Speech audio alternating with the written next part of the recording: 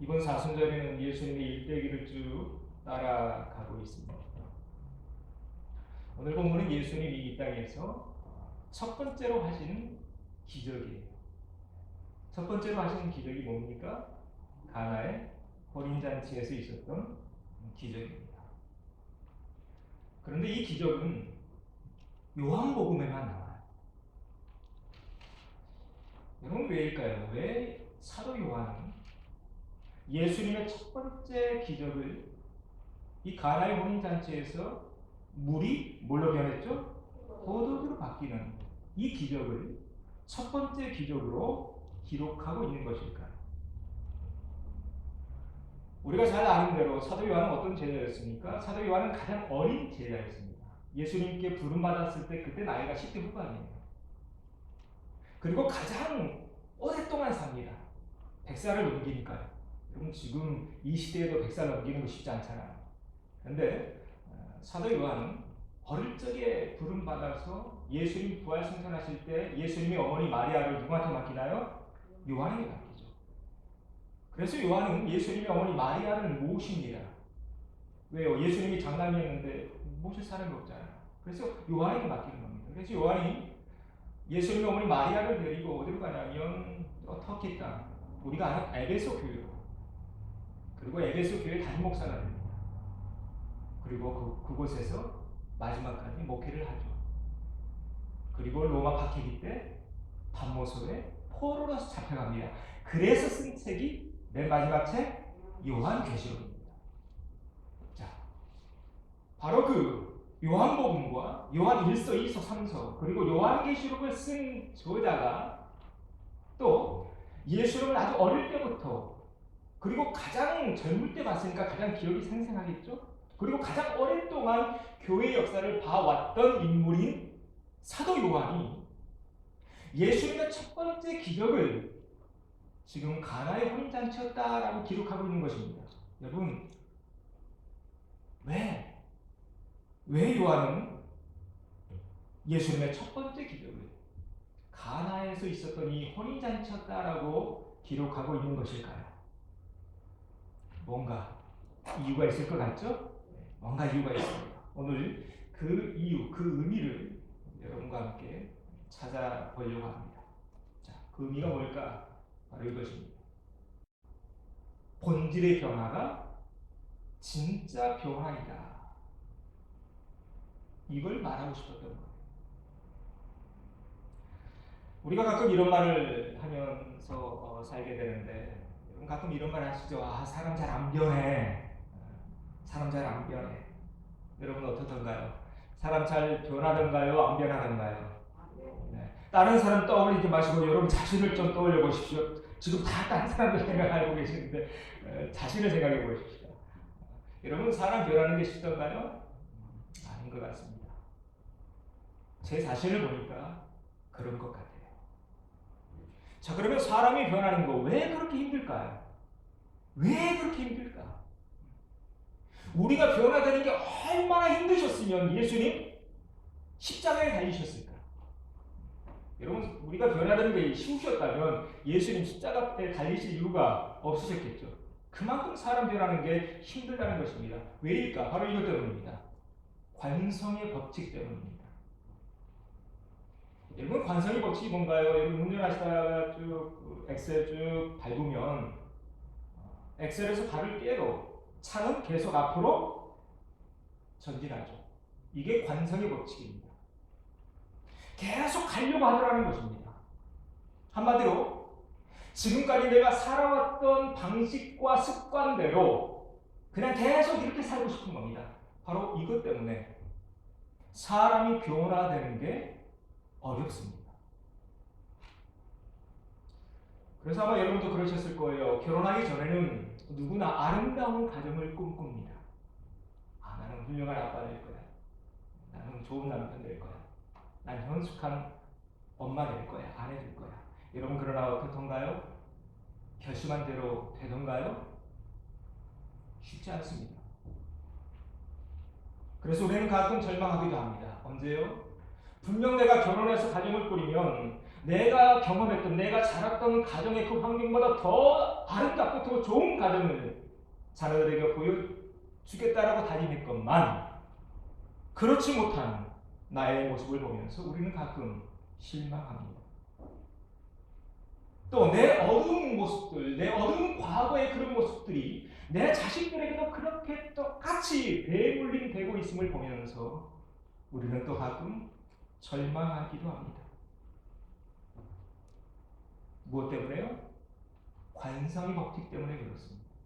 분명 알긴 아는데 변화되지 못하고 바뀌지 못하고 그냥 예전에 살았던 그 모습 그대로 그냥 쭉 가려고 하는 이 관성의 법칙이 우리를 그렇게 끌어당기고 있는 것입니다. 그런데 우리를 더욱 힘들게 하는 것은 뭐냐면 이 관성의 법칙이 언제 가장 강하게 나에게 역사하냐면 내가 아주 기분이 좋고 내가 잘 풀리고 그럴 때는 이 관성의 법칙이 나를 강하게 끌어당기지 않습니다. 관성의 법칙은 언제 나와요? 내가 잘 안 풀릴 때, 일이 꼬일 때, 내 상황과 형편이 어려워질 때 이 관성의 법칙은 더 강력하게 작용을 합니다. 그래서 여러분 다 연애해 보셨죠? 다 연애 안 해보신 것 같네요. 다 준비하셨나? 여러분 사람은요 연애할 때는 그 사람의 본성을 알 수 없어요. 왜일까요? 연애할 때는 본 모습이 안 나와요. 연애할 때는 엔돌핀이 계속 나온답니다. 이 좋은 감정만 나와요. 그래서 항상 기분이 좋은 상태니까 내 가장 밑바닥에 깔려있는 감정들은 다 감춰져요. 그런데 언제 나 자신의 모습이 나오냐면 결혼한 뒤에 그리고 자녀를 가진 뒤부터 내 진짜 모습이 나오기 시작합니다. 그래서 달라요. 뭐가 다르냐면 연애하는 것하고 결혼하면서 사는 것하고는 달라요. 그런데 믿음도 마찬가지로군요. 여러분 내가 믿음이 있는 사람인지 내가 믿음이 없는 사람인지 언제 알 수 있을까요? 평상시에는 잘 모릅니다. 언제 확실히 보여져요? 나에게 어려움이 찾아올 때 내가 믿음의 사람인지 아니면 나는 그냥 교회만 다니는 사람인지 아니면 나는 그냥 세상 사람과 똑같은 사람인지 분별해낼 수 있습니다. 그래서 얼마 전에 읽었던 성령과 기질이라는 책에 이런 대목이 나와서 잠깐 소개해드리려고 합니다. 자신이 성령으로 충만한 사람인지 확인하고 싶다면 뭐 받을 때? 스트레스 받을 때 어떻게 행동하는지 보면 확실히 안다. 네. 이렇게 좀 공감이 되시나요? 내가 믿음의 사람인지 내가 성령의 사람인지는 내가 스트레스 받을 때 내 입에서 어떤 말이 나오고 내 표정에서 어떤 표정이 나오고 내 삶에서 어떤 것들이 나오는가를 보면 확실히 알 수 있다는 것입니다. 무슨 얘기냐면 여러분 사람이 바뀐다는 것 쉽지 않은 주제라는 거예요. 그래서 성경에도 보면 그런 장면이 참 많이 나오죠. 출애굽할 때 분명 이스라엘 백성들 홍해를 건넜어요. 그런데 스트레스 받을 때마다 다시 어디로 돌아가자고 하죠. 애굽으로 돌아가자고 합니다. 조금만 스트레스 받으면 다시 돌아가자고 해요. 그래서 주의 종 모세 힘들게 하고 아론도 힘들게 하고 옆에 있는 사람도 힘들게 하고 스트레스 받을 때마다 어떻게 해야 될까? 오늘 주제입니다. 여러분과 함께 나누고 싶어요.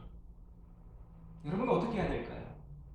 어떻게 해야 이런 우리의 못난 모습들, 우리의 본질들 이런 것들이 바뀌어질 수 있을까요? 오늘 본문에 그 답이 있습니다.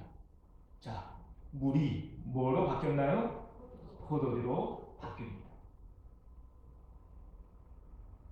그럴싸하게 겉만 바뀌어서는 안 된다는 거예요. 그 중심, 그 본질이 본 바탕부터 바뀌어져야 한다는 것입니다.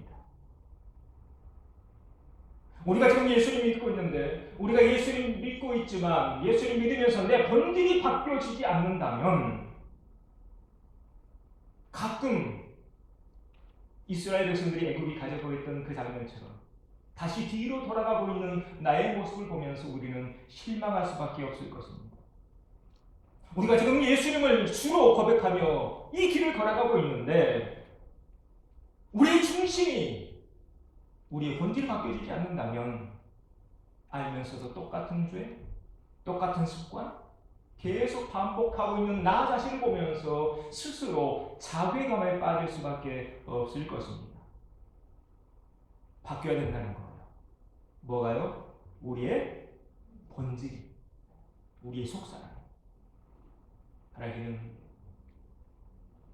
저와 함께 말씀 나눠가는 이 과정 속에, 이 신앙의 여정 속에, 이 사순절을 지나가는 이 여정 속에, 큐티하는 이 여정 속에 우리의 본질이 바뀌어져가는 그런 놀라운 기적을 체험하는 우리 모든 사랑하는 형제자매들 되어주시기를 바랍니다.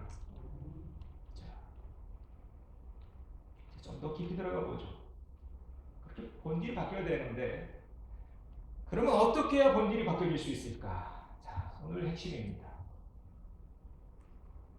두 번째인데요. 자, 뭐 해야 돼요? 채워야 돼요. 채워야 됩니다. 오늘 본문에 나오는 가나의 혼인잔치, 물이 포도주로 바뀌어지는 이 역사는 그냥 나온 기적이 아니었습니다. 누군가의 수고와 노력과 땀과 헌신과 눈물이 있었기에 가능한 기적이었다는 것입니다. 요한복음 2장 6절에 이런 말씀이 있어요. 오늘 본문이죠. 유대인의 정결 예식을 따라 두세 통 들은 돌 항아리 몇 개가 놓여 있나요? 6개가 놓여 있어요. 큰 항아리요. 옛날에 우리 시골 어릴 때 큰 항아리를 다 했었죠. 물이 가득 담겨 있는. 큰 항아리 6이 놓여 있어요. 근데 여기 정결 예식이 나오는데 이 정결 예식은 뭐냐면 이스라엘은 먼지가 많이 일어나잖아요. 그래서 멀리서 여행하고 오는 사람들 손과 발이 다 먼지가 묻어 있는 거예요. 그래서 항상 손님들이 내 집에 들어올 때 항상 물을 떠다줬어요. 왜? 손발 씻으라고. 이게 바로 정결 예식입니다. 그런데 지금 결혼식이잖아요. 얼마나 손님이 많이 오겠어요. 그래서 주변에 있는 그 이웃집에 있는 큰 항아리들을 다 가져온 거예요. 그래서 몇 개 모아놨어요? 6개를 모아놓은 거예요. 자, 이 대목에서 우리가 좀 봐야 합니다. 그때 예수님이 뭐라고 말씀하시냐면 이렇게 말씀하세요. 항아리의 물을 채워라. 항아리의 물을 채워라. 예수님이 항아리의 물을 채워주셨나요? 아닙니다. 이 항아리의 물 누가 채우나요? 하인들이 채웁니다. 여러분 이 대목 우리가 주목해 봐야 합니다. 우리가 본질적으로 바뀌어야 되는데 예수님의 몫이 있고 우리 각자가 해야 될 몫이 있다는 겁니다. 예수님 대신 우리를 대신 항아리의 물을 채워주지 않으셨습니다. 우리가 신앙생활하면서 좀 조심해야 되는 그런 여러 가지 이단적인 사상이 있는데요. 그중 하나가 신비주의입니다. 한때 17세기에 기독교에 이상한 신비주의가 범람했던 그런 시대가 있었습니다. 그들은 뭐라고 했냐면 무슨 말을 했냐면 하나님이 하시니까 우리가 할 일은 없다. 아무것도 안 해요. 오직 하나 기도만 해요. 여러분 기도만 한다고 해서 세상이 바뀌나요? 그렇지 않습니다. 하성이 기도한다고 해서 기도만 한다고 해서 100점 맞을 수 있나요? 그렇지 않습니다. 이런 이상한 신비주의, 정적주의라고 하는데요. 그런 이상한 사상들이 신비주의적인 사상들이 기독교를 휩쓸었던 그런 적이 있습니다. 우리가 기독교 신앙을 잘못 이해하면 이런 오류에 빠질 수 있습니다. 맞습니다. 하나님이 하시는 거 맞습니다. 예수님이 우리를 변화시키는 거 맞습니다. 성령님이 역사하시는 거 맞습니다. 그러나 우리가 해야 될 뭐 있을까요? 없을까요? 있습니다. 우리가 지금 보고 있잖아요. 항아리의 물은 종들이, 하인들이, 일꾼들이 채우는 것입니다. 여러분 교회 부흥도 마찬가지인 것 같습니다. 교회 부흥을 맺힌다고 해서 모든 교회가 다 부흥하나요? 그러면 얼마나 좋아요? 여러분 그렇지 않습니다. 교회 구성원 한 사람 한 사람이 복음을 내 삶으로 살아낼 때, 그리고 입을 열어서 예수님을 증거할 때 교회는 부흥하는 것입니다. 그래서 예수님이 이런 말씀을 하시죠. 시작에서 강권하여 데려다가 내 집을 채우라. 또 나오잖아요. 채우라. 예수님이 채워주셨나요? 아닙니다. 일꾼들이 채우는 겁니다. 누가 채워요? 일꾼들. 그 일꾼들이 누군가요? 바로 우리죠. 우리죠. 바라기는 올 한해 오늘 이 말씀처럼 여러분의 분량을 채워가시는 복된 한 해 되어주시기를 바랍니다. 그렇게 채워갈 때 내 삶이 변화되는 것입니다. 그렇게 채우는 노력이 있을 때 우리 가정이 에덴 동산 같은 아름다운 화목한 가정이 되어가는 것입니다. 그렇게 채워갈 때 우리 교회가 바로 주님이 꿈꾸신 그런 교회가 되어가게 되는 것입니다. 그런 역사가 우리에게 보여지기를 소망합니다. 자, 그래서 채워야 돼요. 자, 그러면 뭘로 채워야 될까요? 여러분 뭘로 채워야 될 것 같습니까? 많은 것들이 있죠. 대표적인 것들 몇 가지만 나눠보려고 하는데 말씀과 기도로 채워야 됩니다. 뭘로 채워야 된다고요? 말씀과 기도. 사도행전 2장에 나오는 장면입니다. 사도행전 2장에서 제자들이 마가 다락방에서 모여서 기도하죠. 몇 명 모였나요? 120명 모입니다. 며칠 동안 기도했나요? 열흘 동안 전심을 다해 기도합니다. 말씀 보면서. 그랬더니 불의 혀같이 갈라지는 것이 그들에게 보여 각 사람에게 임하였다. 성령의 임재를 경험합니다.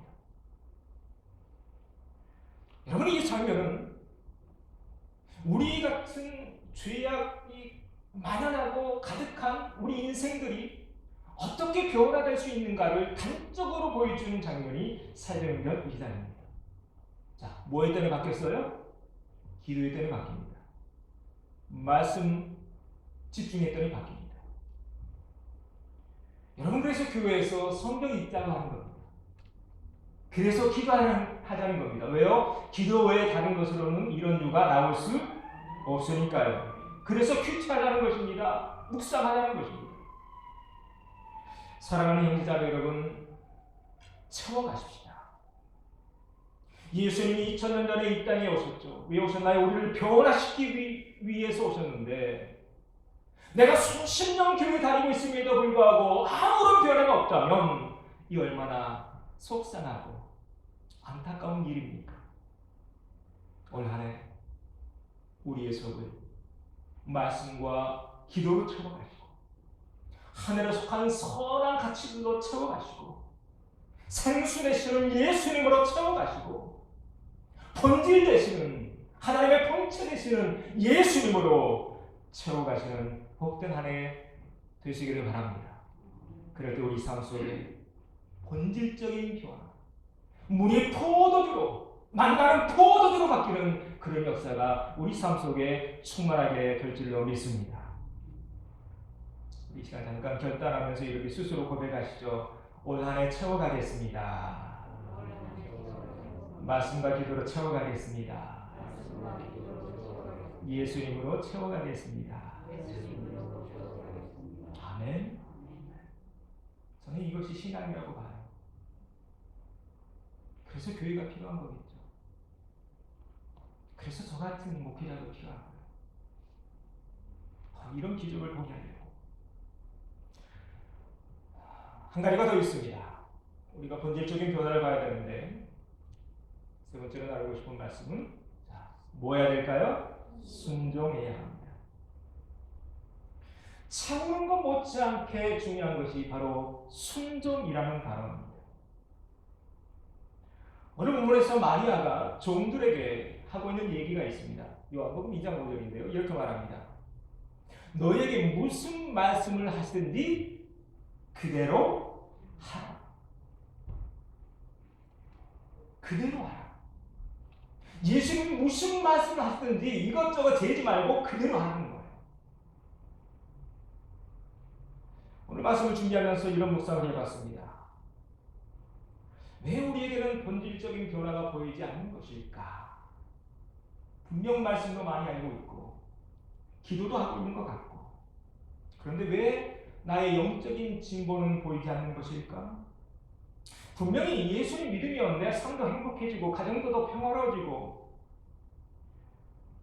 그래서 이 세상이 점점 바뀌는 바로 그 원동력이 나에게서 나온다라고 성경 말하고 있는데, 왜 우리 삶은, 왜 내 삶은 예수님을 믿지 않는 사람들과 별반 다름없는 삶을 살아가고 있는 것인가? 오늘 이 말씀이 보였습니다. 바로 이것 때문이 아닐까? 너에게 무슨 말씀을 하시든지 그대로 하라고 말씀하시는데, 혹시 오늘날 우리는 이 부분을 놓치고 있는 것은 아닐까? 아주 오래전에 읽었던 책이 한 권이 있습니다. 내가 정말 알아야 할 모든 것은 유치원에서 배웠다. 유명한 책입니다. 20여 년 전에 나온 읽은 책인데요. 제가 왜 이 책을 기억하고 있냐면 제목이 너무 좋았어요. 우리가 정말 배워야 될 거, 사실 유치원 다 배웠잖아요. 아, 죄송합니다. 여기 계신 분들 유치원 안 다니셨을 텐데, 물론 저도 안 다닐 거예요. 네. 초등학교 1학년, 국민학교 1학년, 2학년 때 사실 다 배웠잖아요. 옆에 있는 친구들이랑 어떻게 지내야 되고, 질서 어떻게 지켜야 되고, 선생님 말씀 어떻게 따라야 되고, 사실 다 알아요. 우리 성경, 여러분 가정에 성경 없는 사람이 있습니까? 다 가지고 있습니다. 이 책의 제목처럼 우리 크리스찬들 이미 다 알고 있는데, 그 알고 있는 말씀대로 살지 않고 있기 때문에 우리 삶에 아무런 변화도, 아무런 역사도 보이지 않고 있는 것은 아닐까? 오늘 말씀을 준비하면서 제가 묵상한 내용입니다.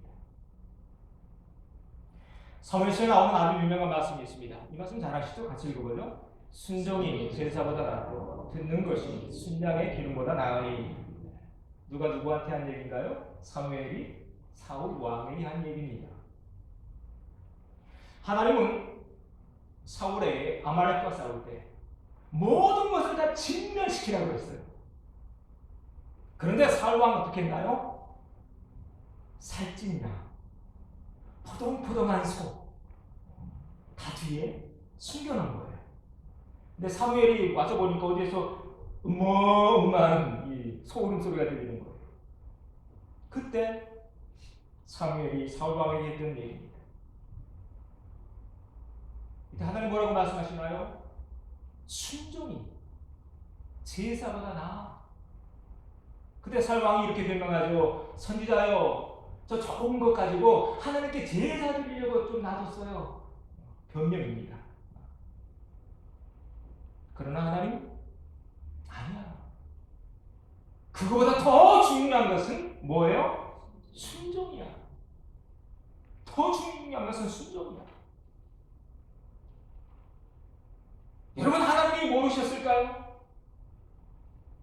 아말렉 소가 더 좋은지, 이스라엘 소가 더 좋은지, 여러분 어떤 소가 더 좋을 것 같습니까? 아말렉 소가 훨씬 더 좋습니다. 왜요? 아말렉은 오래전부터 소를 목축해 왔던 민족이니까요. 이스라엘 민족보다 훨씬 이전부터. 여러분, 하나님 모르셨을까요? 아말렉의 순양의 그 기름의 그 향내가 이스라엘 순양에서 나오는 그 기름의 향내보다 훨씬 더 좋다는 거 하나님 모르셨을까요? 아십니다. 그러나 하나님 뭐라고 말씀하세요? 순종이 제사보다 더 나아. 오늘 우리가 보고 있는 물이 포도주로 바뀌어지는 이 기적, 뭐가 있었기에 가능했을까요? 순종이 있었기에 가능했다는 것입니다. 너에게 무슨 말씀을 하시든지 그대로 하라. 그대로 하라. 그랬더니 어떻게 했나요? 종들이 갖다 주라 하니까 갖다 줘요. 여러분, 이때 기적이 일어나는 것입니다. 순종할 때 기적이 일어나는 거예요. 자, 이 장면에서 한번 생각해 보십시오. 지금 예수님이 갖다 주라고 하죠. 연회장에게 갖다 주라고 하죠. 지금 하인들에게 하는 명령입니다. 그때 하인들, 지금 예수님이 갖다 주라고 한 이것이 물인지 몰랐을까요? 알았을 것입니다. 지금 갖다 주라고 한 이 항아리 안에 있는 이것이 물인지 하인들이 몰랐겠냐라는 말입니다. 하인도 알고 있었습니다. 그것이 물인지. 왜요? 본인들이 물 갖다 부었으니까요. 그렇죠?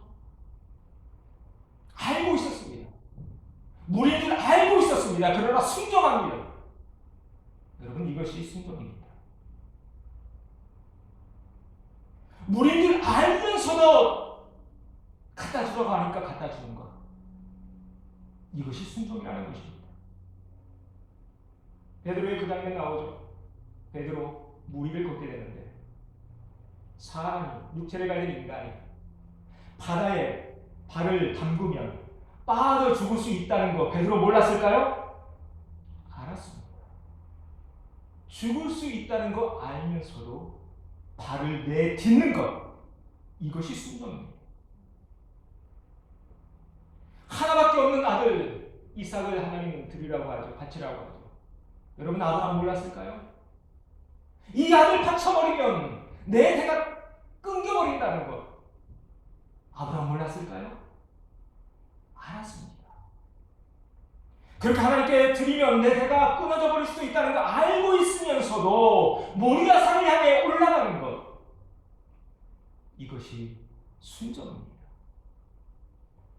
요람미서에 엘리야가 한 과부에게 떡을 가져오라고 하죠. 그 과부 어떻게 했나요? 마지막 남은 이 밀가루, 그걸로 엘리야를 대접하는 자기와 자기 아들은 먹을 것이 없다는 것, 그 과부는 몰랐을까요? 알았습니다. 알고 있음에도, 이것이 마지막 신앙이라는 거 알고 있음에도 불구하고 순종하는 것. 여러분, 이것이 순종입니다. 그래서 순종은 내 상식을 뛰어넘는 행위입니다. 그래서 순종은 눈에 보이는 3차원의 세계를 뛰어넘는 행위입니다. 그래서 순종은요, 이것 없으면 못해요. 뭐 없으면 못할까요? 믿음 없으면 못해요. 믿음 없으면. 히브리서 기자가 12장에서 그래서 그렇게 말하죠. 믿음이 없이는 하나님을 기쁘시게 하지 못하나니 하나님께 나아가는 자는 반드시 그가 계신 것과 또한 그가 자기를 찾는 자들에게 상 주실 이심을 뭐예요? 믿어야 할지니라. 아멘. 믿어야 할지니라. 바로 저는 오늘 아침에 이 믿음이 저와 여러분의 믿음 되어지기를 소망합니다.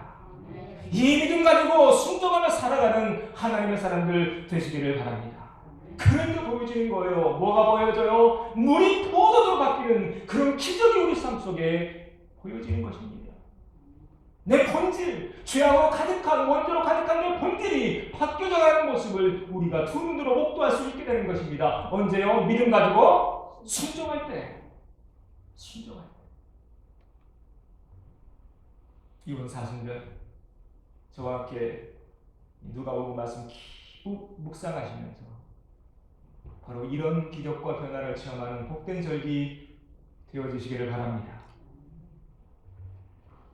조금만 더 깊이 들어가려고 합니다.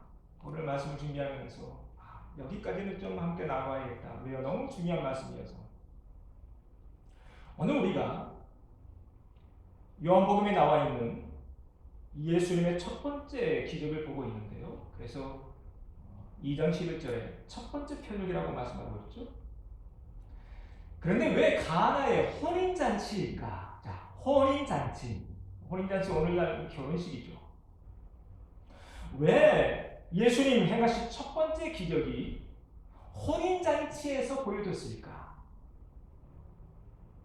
이에 대해서 한 며칠 동안 깊이 기도하면서 묵상해 봤습니다. 왜일까? 뭔가 거기에는 숨겨진 이유가 있을 것 같은데. 그러면서 쭉 성경을 읽다 보니까 여러분, 요한계시록에도 혼인잔치가 나온다는 사실 아십니까? 요한계시록 19장 9절 천사가 내게 말하기를 기록하라. 어린 양의 혼인잔치의 청함을 받은 자들은 복이 있도다. 자, 이 대목에서 저는 멈췄습니다. 근데 정말로 뭔가 큰 떨림이 있었어요. 요한복음에 나오는 가나의 혼인잔치와 요한계시록에 나오는 이 어린 양의 혼인잔치, 이 두 개가 뭔가 엮어지고 있는 것 같았어요. 요한계시록도 그리고 우리가 오늘 보고 있는 요한복음도 다 사도 요한이 쓰고 있죠. 바로 이 요한복음 그리고 계시록에 나오는 이 혼인잔치가 가지고 있는 이 은유, 이 메타포가 뭘까? 왜 사도 요한은 그의 첫 번째 책에서 혼인잔치를 얘기하고 그의 마지막 책에서도 혼인잔치를 말하면서 끝내고 있는 것일까? 여러분 왜일까요? 가나의 혼인잔치가 요한계시록에 나오는 어린 양의 혼인잔치와 이어지고 있기 때문에 그렇습니다. 무슨 말씀이냐면 이 땅에서 물이 포도주로 바뀌는 본질적인 변화를 맛본 자만이 요한계시록에 나오는 이 어린 양의 혼인잔치에 들어갈 수 있다는 것을 사도 요한은 우리에게 말하고자 하는 것입니다. 본질적인 변화. 사도 요한의 다른 표현으로 하면 거듭남.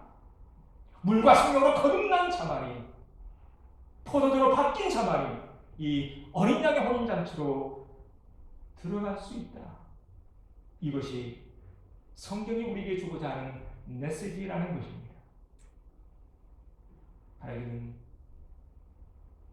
이 땅에서의 이 변화, 이 땅에서 이 혼인잔치, 가나의 혼인잔치가 저 천상에서 어린 양의 혼인잔치까지 이어지는 그 아름다운 신앙의 여정을 걸어가는 저와 여러분 되어주시기를 소망합니다. 이 전형적인 갈릴리 가나에서 있었던 그 체험과 순종을 통한 변화의 역사가 우리 삶을 통해서 보여지기를. 그래서 이 땅의 잔치가, 이 땅의 변화가, 이 땅의 거룩함이 저 하늘나라까지 이어가는 그런 복된 삶을 사는 우리 모두가 되기를 주의 이름으로 축원합니다.